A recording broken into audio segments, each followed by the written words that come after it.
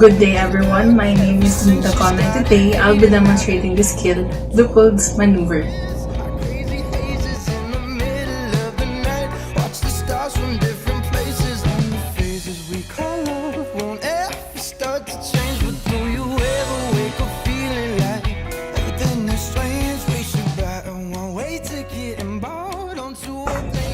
But first, let's verify the possessions ordered. So as ordered by Dr. Tyler, Leopold's maneuver must be performed to patient Dalia Santos of room 107 who is 30 weeks pregnant. A consent form has already been obtained by Dr. Tyler as well. After that, after confirming, the next thing we have to do is to wash our hands and put on PPE if indicated. So this will prevent the transfer of microorganisms. But I won't be wearing PPE to be able to hear me clearly during the process of demonstration. So now I'll proceed to wash my hands.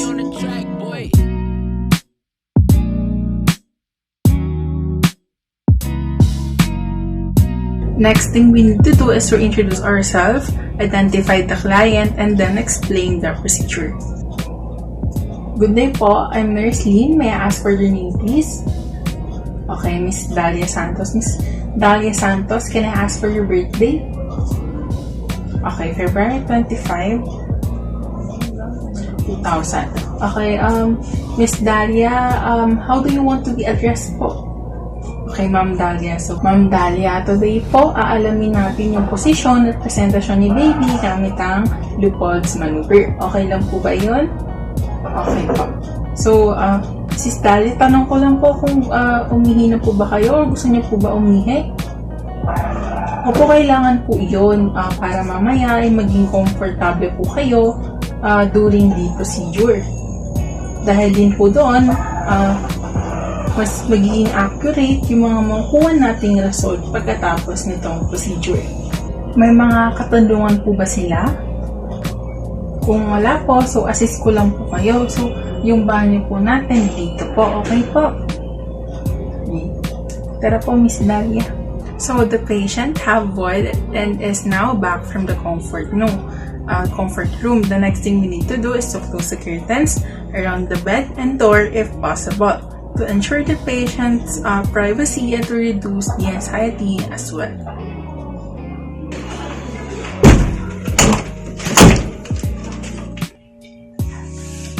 Next thing we need to do is to position the patient supine with the head of the bed raised to 15 degrees.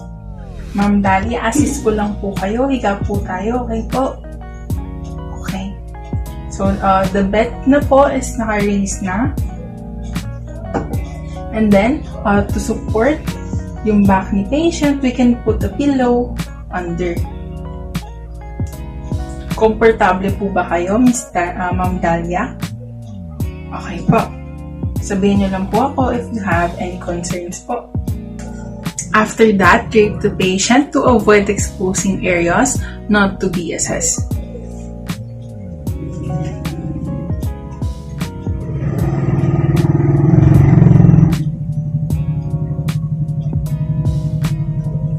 Ma'am Dalia, allow me po to expose your belly po. Okay po. And then the next thing we need to do is to rub our hands vigorously, making sure that our hands are warm before in contact with the patient.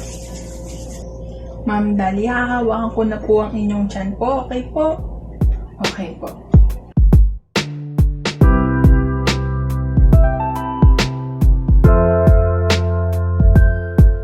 For the first maneuver, standing at her side while facing the mother's face, we're gonna make a triangle with our hands, feeling for the top of the fundus. Again, facing the client. Again, create a triangle with your hands and place it on top of the fundus.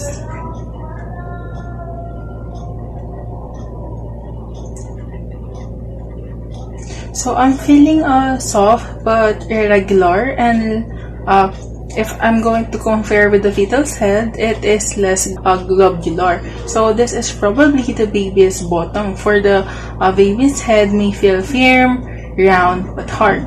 So from this, we can assume that the baby is in cephalic position.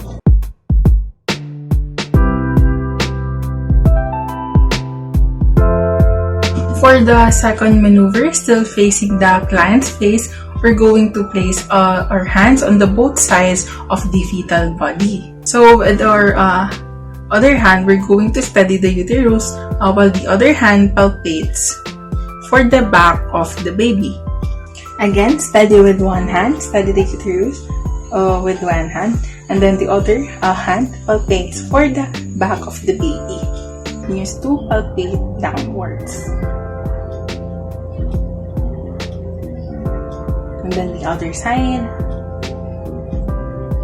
So I can say that this is the fetus back. For the back should feel flat and has a smooth, firm surface that is long or as long or longer than my hand. But in this case, it is as long as my hand. While the fetus arms and legs feel like irregular hands.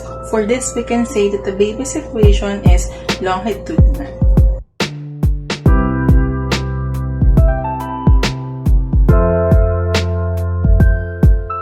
Now for the third maneuver. For the third maneuver, we're going to see if the head is engaged with the pelvis. So we know that this is where we can see the head of the fetus, because we have found out from the first maneuver that this is the buttocks. So now we're gonna make an L with our index and thumb finger. So I'm gonna place it above the symphysis pubis of the patient.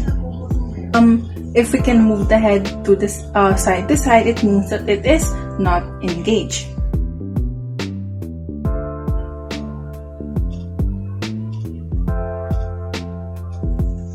In this case, we can move the head side to side.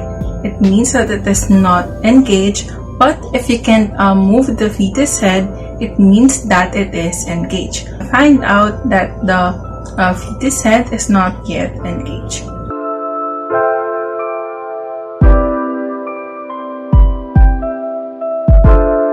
Moving on to the fourth maneuver, which is the pelvic grip. So this maneuver assesses the flexion or extension of the fetal head. On this maneuver, we're going to face the client's feet. So compared to the first three maneuvers, we have been facing the client. Now for this maneuver, we're going to face the feet of the client. So starting here, approximately about 2 inches on the inguinal ligament or the groin. So we're going to palpate in downwards motion. So this is also a way to confirm the second maneuver. So using one hand at a time, we're going to slide the fingers on each side of the fetal body. Then the other side. Okay. So a well-flexed head is right opposite to the fetal back. So in our case, we have a good attitude for the brow corresponds to the left side, which contain the elbows and knees of the fetus. So from this assessment, we can conclude that the baby is head down or and facing the mother's back with the chin tucked to his chest and the back of the head ready to enter the pelvis, yet not yet engaged. So it is an cephalic presentation in a longitudinal live vertex presentation.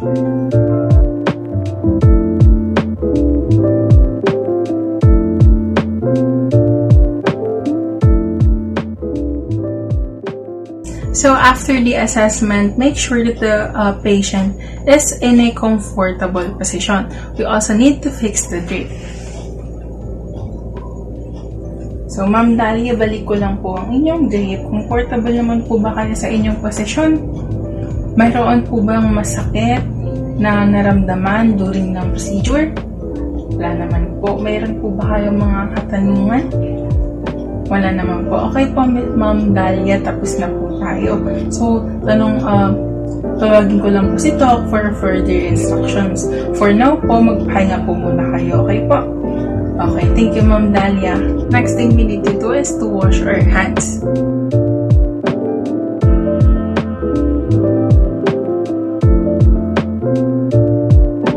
not least, we need to document the specific findings including the baby's position and presentation. We also have to note any unusual findings we have found from the patient. So in my case, there are no unusual findings. The patient did not feel any pain as well during the procedure. So that's it for the Leopold's maneuver. Again, this is Leopold from 2APSN. Thank you.